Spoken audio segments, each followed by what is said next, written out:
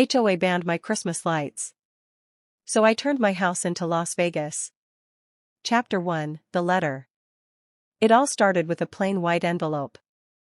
The kind that looked harmless enough, tucked neatly into the metal jaws of the mailbox. Most people would have brushed it off as junk mail, a coupon, or maybe another bill. But when I saw the return address, the Homeowners Association, I felt that familiar knot form in my stomach. The HOA had a reputation around here.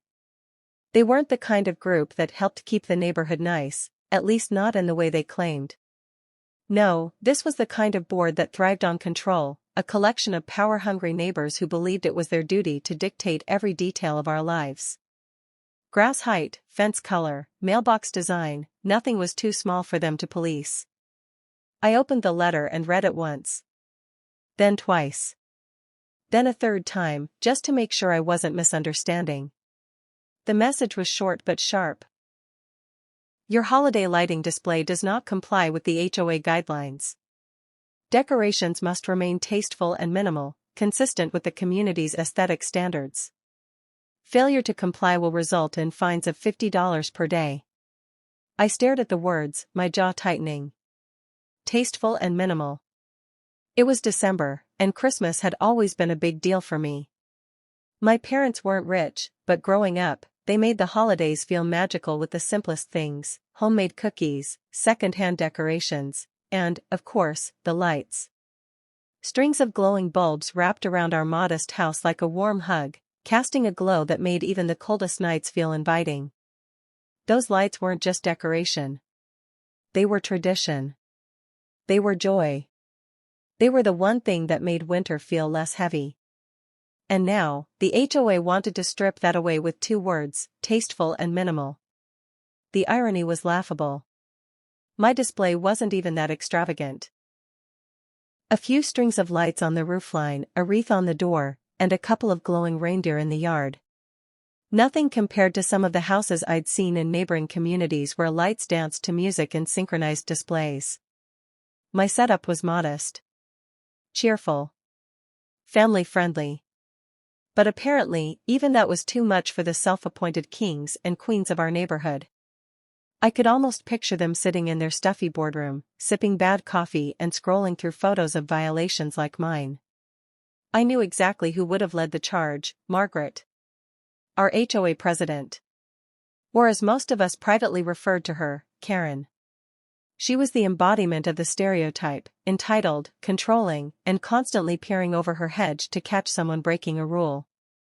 This wasn't the first time she had targeted me. Last spring, she sent me a warning about leaving my trash can out too long after pickup. 2 months later, she claimed my grass was slightly over 3 inches high. The woman carried a tape measure in her purse, I swear.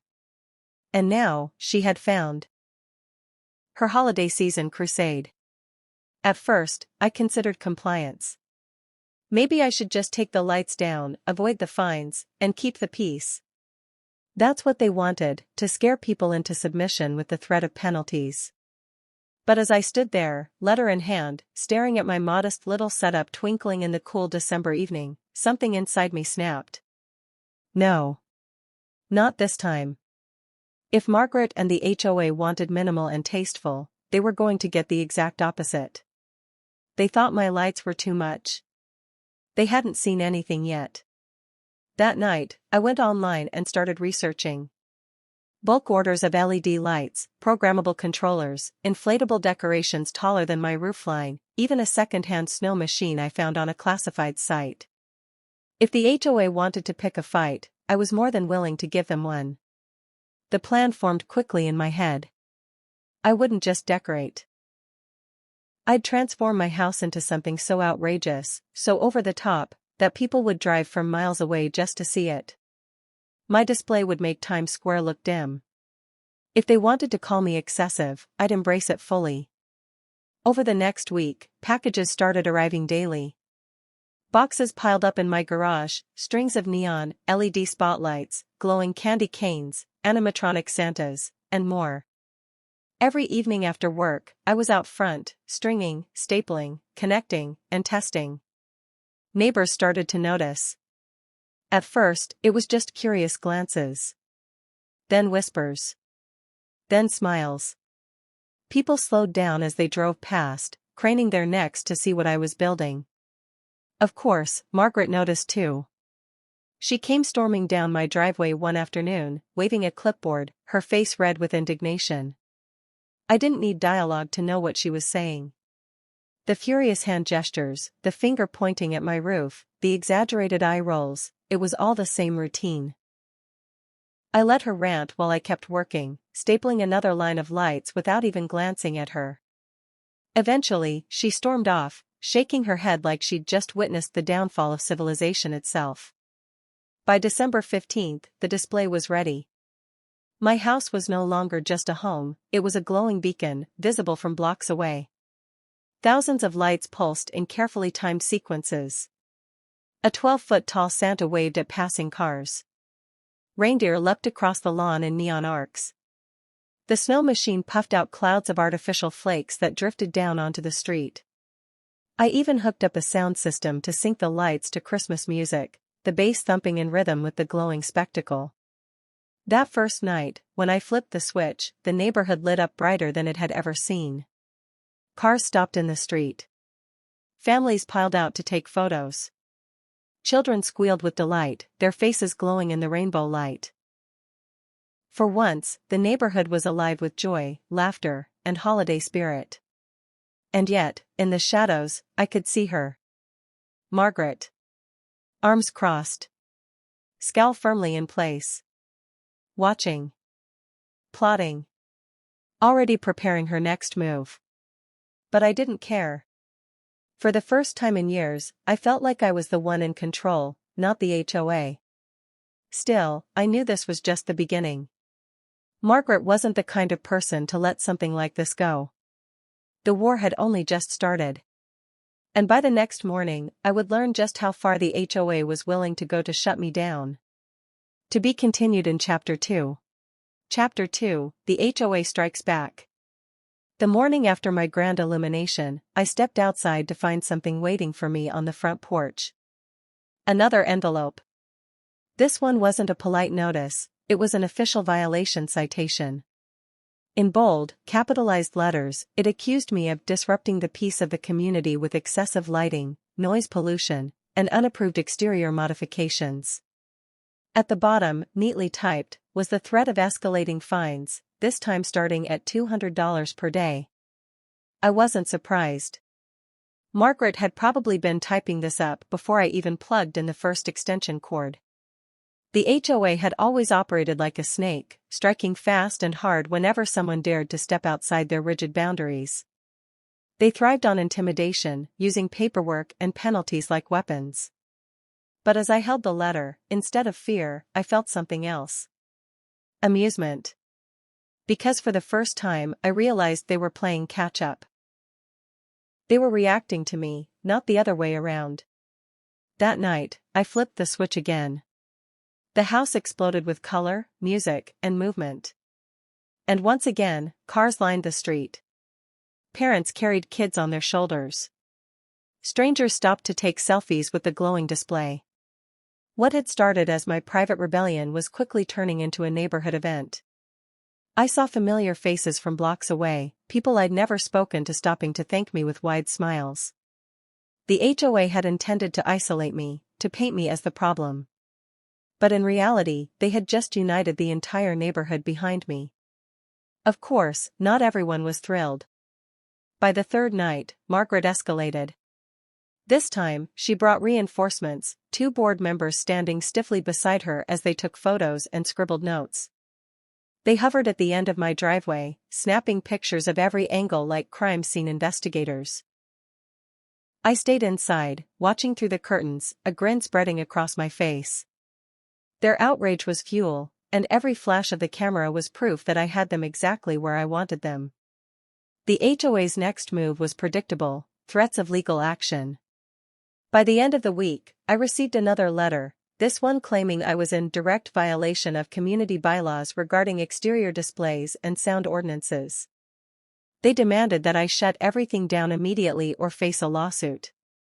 It was almost laughable. my lights, while grand, were still within legal limits. I had already checked the local ordinances before starting, making sure everything I installed was compliant. The HOA might control what color we painted our fences or how long our grass could grow, but they didn't own the law. And legally, they couldn't stop me. But Margaret didn't rely on law, she relied on fear. And when fear didn't work, she turned to manipulation. Soon, rumors began to spread. Whispers about how my display was dangerous, how it was attracting undesirable crowds, how it was lowering property values. I heard about an email blast that Margaret sent to all the homeowners, warning that my reckless behavior was putting the community at risk. She framed me not as a cheerful neighbor spreading holiday spirit, but as a nuisance threatening the stability of the entire neighborhood. Yet, the people weren't buying it. In fact, the opposite was happening. Each night, more families showed up. Local news vans even rolled in, cameras capturing the glow of my house as they interviewed smiling children holding cups of hot cocoa. A local bakery set up a small stand across the street, selling cookies and cider to the crowds. What had started as my personal protest was now a full-blown attraction. And the more popular my display became, the more furious Margaret grew. I could see it in her eyes whenever she stomped down the street, glaring at the families who dared to enjoy themselves. She didn't just want control, she wanted obedience. And watching the neighborhood rally around me instead of her was the greatest insult she could imagine. So, she escalated again. One evening, as the lights pulsed in rhythm with carols, a pair of police cruisers pulled up. The crowd went silent for a moment, uncertain of what was happening. The officers stepped out, scanning the scene with cautious eyes. I walked out to greet them, bracing myself for the worst. But as they looked around, at the orderly crowd, the safely parked cars, the kids sipping cocoa, they quickly realized this wasn't the disaster they'd been told it was. Margaret had called them, of course. She had filed a noise complaint, claiming my lights and music were disturbing the peace. But when the officers pulled out their decibel meter, the readings were well within acceptable limits. They checked the traffic situation, no blocked driveways, no accidents. After a brief inspection, they gave me a polite nod and told me to enjoy my evening. The crowd erupted in cheers as the officers drove away, leaving Margaret fuming at the end of the block. Her attempt to use the law against me had failed spectacularly, and now the whole neighborhood had witnessed it. That night, I added even more to the display. If Margaret wanted a battle, I would give her a war. I installed a projection system that cast giant snowflakes across the entire facade of my house. I set up a laser show that danced across the night sky. The music grew louder, the lights brighter, the crowds bigger. Each edition was a message: you can't control me. But while I was enjoying my small victories, I underestimated just how far Margaret was willing to go. She wasn't content with fines, citations, or even failed police calls. She was planning something bigger, something that would test just how far I was willing to push back. And it came to a head one fateful Friday night, when the power to my entire block suddenly went out. The neighborhood gasped in confusion, the brilliant display silenced in an instant. In the darkness, I saw her silhouette standing at the end of the street. Arms crossed. Smiling. The HOA had just raised the stakes. To be continued in Chapter 3. Chapter 3, Blackout. The silence was the first thing that hit me. One moment, my yard was a pulsing carnival of light and sound, the next, it was as if someone had pulled the plug on reality itself. The music died mid-note, the lights snapped off, and the excited chatter of families was replaced by confused murmurs. Children tugged on their parents' coats, asking why Santa had disappeared, why the snow machine had stopped. Then came the darkness. A heavy, suffocating black that swallowed the entire street. Street lamps, porch lights, even the faint glow from windows, all gone in an instant. The only illumination came from the faint reflection of the moon on the icy pavement. For a moment, nobody moved. Then the whispers started. Some thought it was just a grid malfunction, others suspected an overloaded transformer. But deep down, I knew. This wasn't an accident. This was a calculated strike, and I didn't need to guess who was behind it. Margaret. I could almost picture her smug expression, standing at the end of the block with her arms folded, satisfied that her plan had worked. This wasn't just about shutting down my display, it was about sending a message. The HOA wanted control, and if I refused to bend, they'd escalate until they broke me. But what she didn't realize was that I had prepared for this. The weeks I spent planning my display weren't just about lights and decorations. I knew the HOA would try to interfere. I knew they'd push every button and pull every string they had. That's why I'd invested in a backup plan. In the corner of my garage sat a generator, industrial grade, more than enough to power my entire show. It was expensive, noisy, and not something I wanted to use unless absolutely necessary. But standing there in the pitch black, with dozens of families disappointed and Margaret reveling in her petty victory, I decided it was time. I slipped into the garage, yanked the starter cord, and listened as the generator roared to life. A few seconds later, the first string of lights flickered back on. Then the reindeer. Then the Santa. Then the lasers and projections and the pulsing beat of the music. In less than a minute, my house was alive again, brighter, louder, and more defiant than ever. The crowd erupted in cheers, children jumping up and down with excitement. Parents clapped. Strangers honked their car horns in celebration. The blackout that was meant to end the show had only amplified it, transforming my display into something legendary. But the most satisfying part wasn't the lights. It was the look on Margaret's face. From across the street, I could see her frozen in disbelief, her mouth slightly open as if she couldn't comprehend what had just happened. For years, she had wielded control like a weapon, and now she was discovering, for the first time, that it didn't work on me.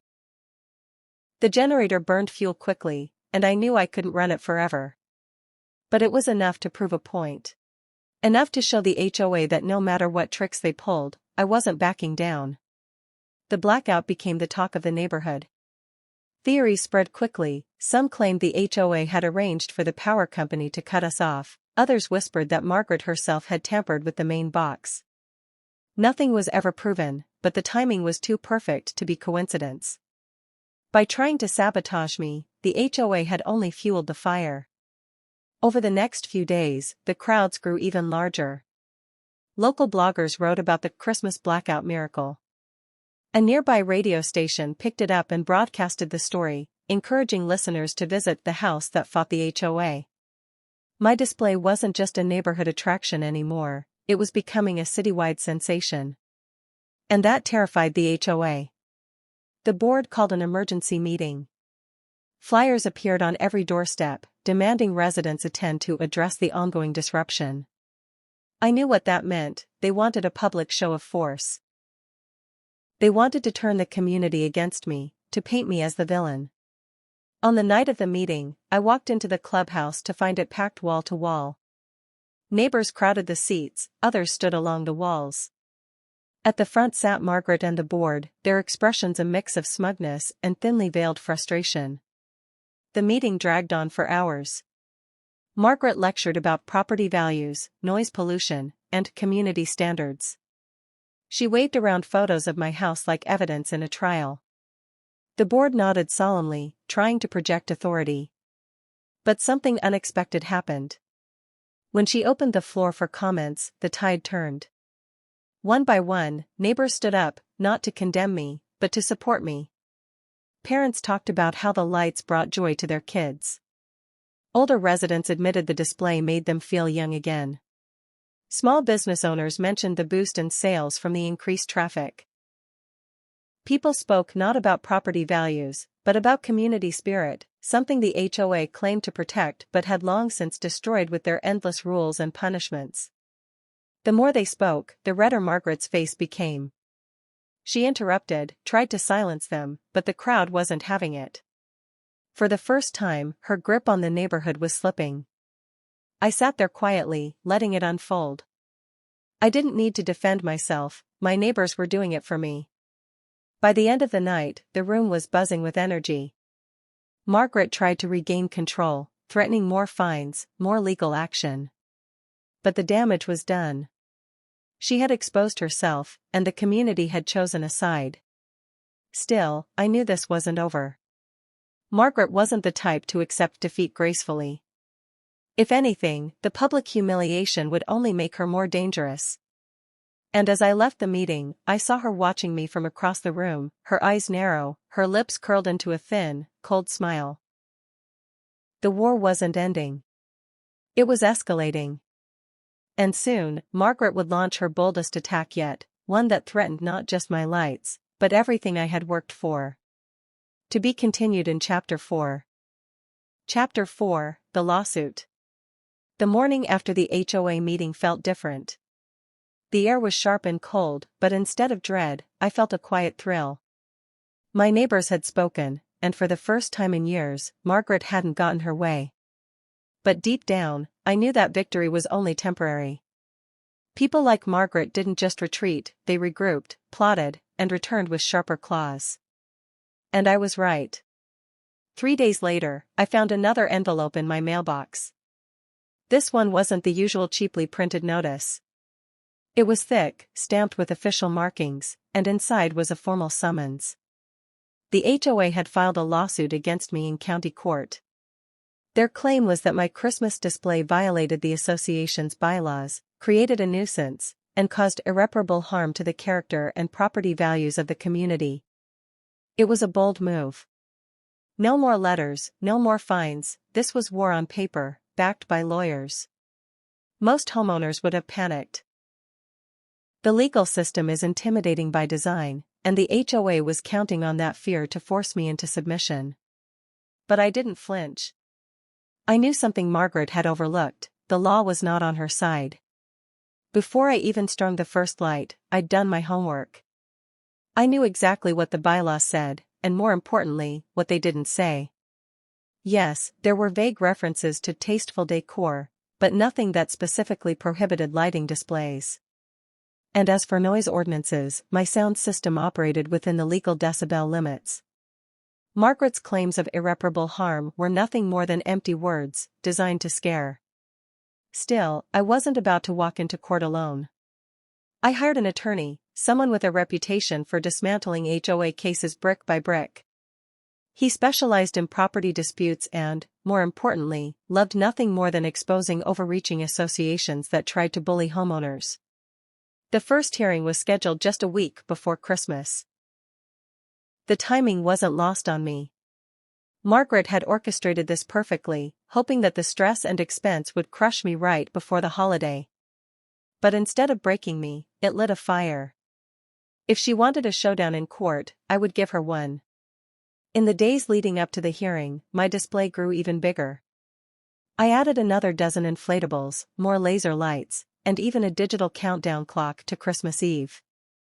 The crowds doubled, spilling into side streets as people traveled from all over town.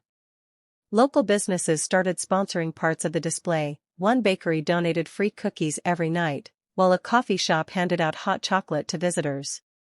What had started as my act of rebellion had transformed into something larger than me. It had become a community celebration, something people looked forward to all year. Margaret didn't just look ridiculous anymore, she looked cruel, like the villain trying to steal Christmas. The night before the hearing, the largest crowd yet gathered. Carols played. Lights pulsed, and children laughed as artificial snow drifted through the air. But amid the joy, I couldn't help but notice Margaret pacing at the end of the block, phone in hand, whispering furiously into the receiver. She wasn't celebrating. She was planning her next move. When the day of the hearing arrived, the courtroom was packed. HOA cases rarely attracted much attention, but this was different. Reporters sat in the back rows, notebooks open.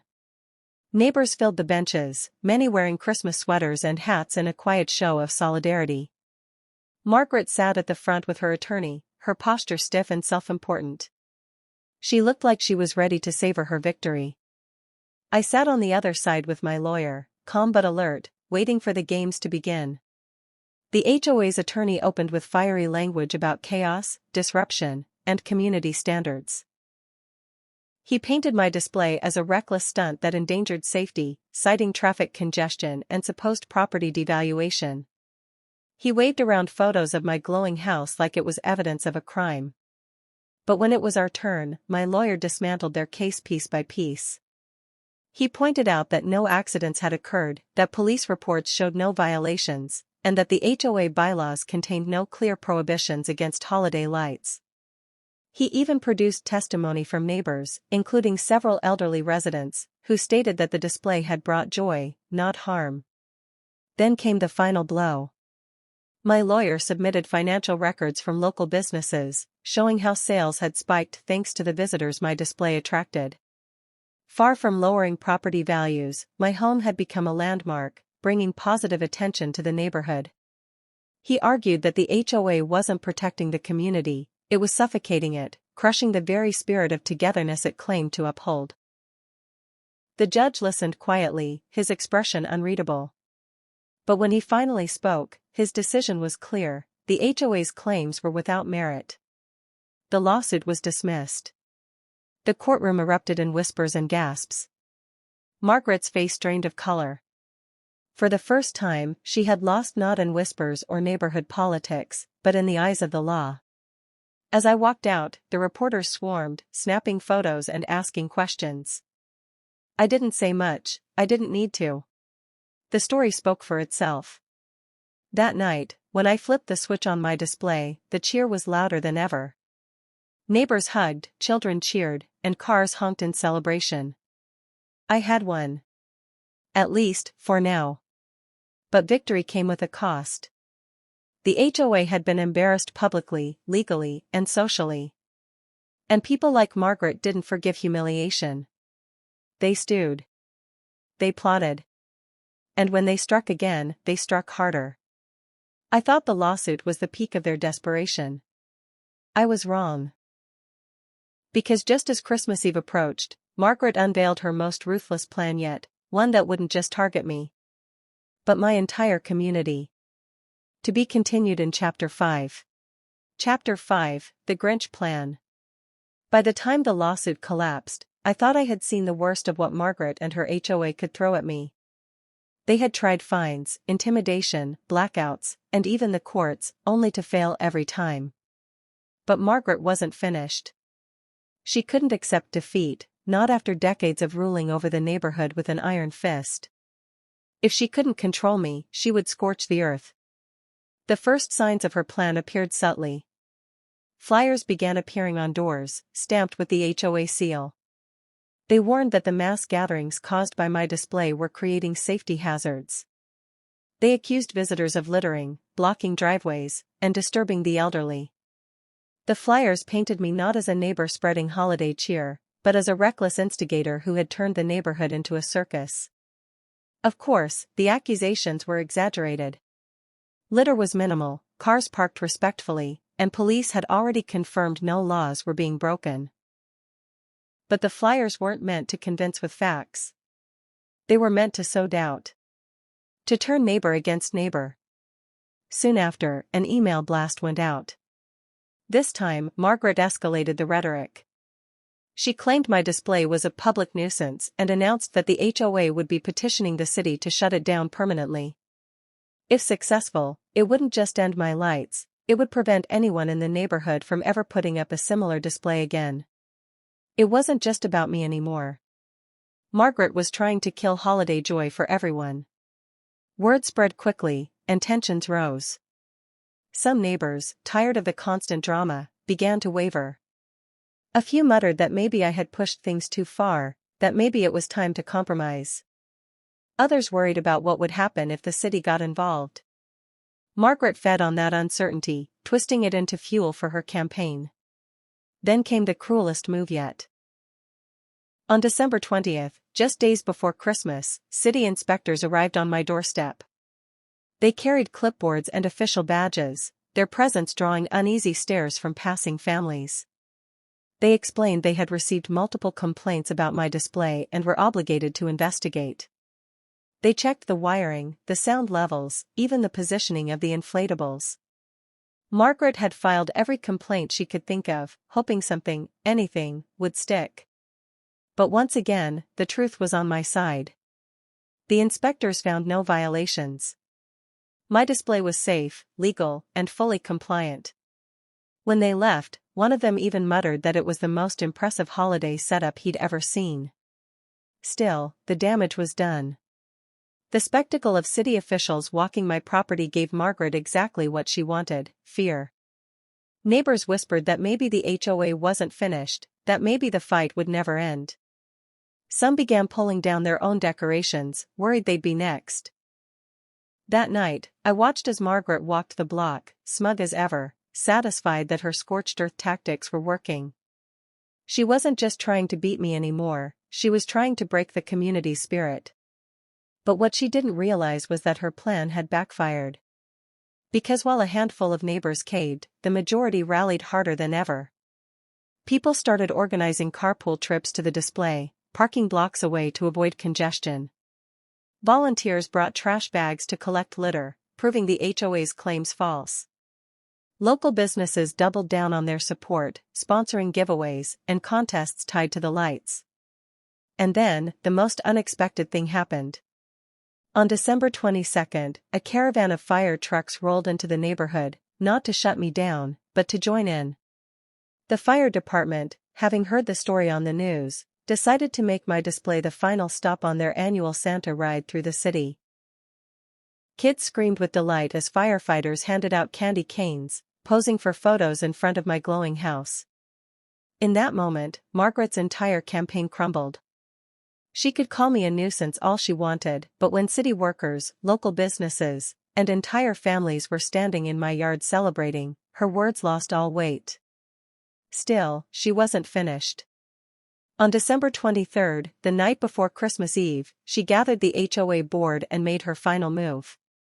She announced that, effective immediately, the HOA had passed an emergency bylaw: no homeowner was permitted to use exterior lighting displays beyond a reasonable minimum. Violation would result in immediate daily fines, enforced retroactively. It was a desperate, last-minute grab for control. Illegal, unenforceable, and clearly aimed at me. But Margaret didn't care about legality anymore. She wanted revenge, no matter the cost. That night, a certified letter was hand-delivered to my door. It ordered me to shut down my display by midnight or face thousands of dollars in fines. For a moment, I stood in silence, holding the letter under the glow of my still-blazing house. The laughter of children echoed in the distance, carols played softly from the speakers, and artificial snow drifted down onto the smiling crowd. Everything I had fought for was right in front of me. And Margaret wanted it gone. But as I looked out at the faces of my neighbors, families, children, even strangers who had driven miles to share in the joy, I realized something important. This wasn't just about me anymore. It wasn't even about Christmas lights. It was about standing up to people who believed they had the right to control everyone else's happiness. So I made a decision. I wouldn't just leave the lights on. I would make Christmas Eve the biggest, brightest, loudest night yet. And nothing, no letter, no fine, no HOA threat, was going to stop me. To be continued in Chapter 6. Chapter 6, Christmas Eve Showdown. Christmas Eve arrived with a cold, crisp air that carried both tension and anticipation. For weeks, my house had been the center of a battle between joy and control, spirit and authority. Now it all came down to this night. By noon, the neighborhood was buzzing. Cars trickled in earlier than usual, families eager to stake out good spots for what had become the biggest holiday event in town. Kids bundled in puffy coats and scarves ran up and down the sidewalks, clutching cups of hot chocolate and packets of cookies. Local news vans parked at the corner, their antennas stretching into the sky. Reporters prepared for live broadcasts, their voices rehearsing cheerful holiday lines mixed with hints of controversy. But in the midst of the festive excitement, I knew the HOA wasn't done. Margaret had made that clear with her last desperate letter. She would be here tonight, and she would try to stop me. I spent the afternoon checking every cable, every bulb, every fuse. The generator was fueled and ready, just in case. The snow machine was primed. The music system tested and balanced. Every part of the display had been pushed to its limit, ready to shine brighter than ever before. As the sun dipped below the horizon, the crowd swelled to hundreds. The entire block was lined with cars, headlights stretching down the street like a second light display. Children perched on their parents' shoulders, anticipation thick in the air. And at the end of the block, as predictable as the cold December wind, stood Margaret. Clipboard in hand, lips pursed, her expression a mask of authority hiding the rage simmering beneath. She wasn't alone, several board members flanked her, their faces grim. They looked like generals preparing for a final assault. At exactly 7 p.m., I flipped the master switch. In an instant, the darkness exploded into light. My house ignited in a symphony of color. Thousands of bulbs glowing in choreographed patterns, lasers streaking across the sky, inflatables dancing in the artificial snow. The music roared to life, synchronized perfectly to the pulsing display. The crowd erupted in cheers, car horns honked in rhythm, and children screamed with delight. But Margaret was already moving. She stormed forward, waving her clipboard, shouting at the board members to start writing violations. Her pen scratched furiously as she pointed at the lights, the speakers, even the snow machine.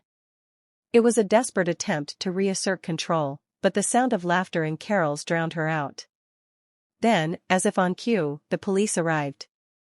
2 cruisers pulled up, lights flashing, not in aggression, but in crowd control. Officers stepped out, calmly directing traffic and ensuring pathways stayed clear. They weren't here to shut me down. They were here to keep the event safe. That was the breaking point. Margaret's face twisted with fury as she realized her final weapon had failed. The police weren't siding with her. The community wasn't siding with her. Even the city had embraced what I had built. And then, in a moment that sealed the night forever, the fire truck arrived again, this time carrying Santa himself. The firefighters climbed down, waving to the children as Santa hoisted his sack of candy canes and strode through the crowd. He stopped directly in front of my house, turned to the crowd, and shouted a booming "Merry Christmas." The cheers were deafening. Cameras flashed, reporters swarmed, children surged forward to hug Santa. The entire block had transformed into something magical, something untouchable by rules, bylaws, or petty grievances. And there, amid the celebration, Margaret stood frozen. Her clipboard hung limply at her side, her authority shattered. For years, she had ruled the neighborhood with fear. Tonight, she was nothing more than a shadow in the glow of the lights. The show went on for hours. Families sang, danced, and took photos. The snow machine coated the street in a soft white blanket, kids making tiny snow angels under the neon glow. The countdown clock struck midnight, and the display erupted into its grand finale, every light blazing at once, the music swelling to its peak, fireworks launching into the sky. It was overwhelming, joyful, and defiant all at once. When the final note faded and the lights dimmed, the crowd broke into thunderous applause. Neighbors hugged, children waved goodbye to Santa, and slowly the cars pulled away, leaving behind the quiet glow of a few twinkling bulbs. I stood in the yard, exhausted but triumphant. I had won. Not just against Margaret, not just against the HOA, but against the idea that joy could be controlled, that happiness could be regulated into tasteful and minimal compliance. In the days that followed, the story spread everywhere. Local papers ran headlines about the house that saved Christmas. Videos of the blackout comeback and the Christmas Eve finale went viral online. My house became a symbol, not of rebellion alone, but of community, spirit, and the simple right to celebrate. As for Margaret, her power crumbled. Neighbors petitioned for her removal from the board, tired of her tyranny. Within months, she was voted out, replaced by leaders who actually cared about the community. And me? Every December since, my house has lit up brighter than ever. Not just for myself, but for everyone who once stood in that cold street and cheered against the darkness. The HOA banned my Christmas lights. So I turned my house into Las Vegas. And I don't regret a single bulb.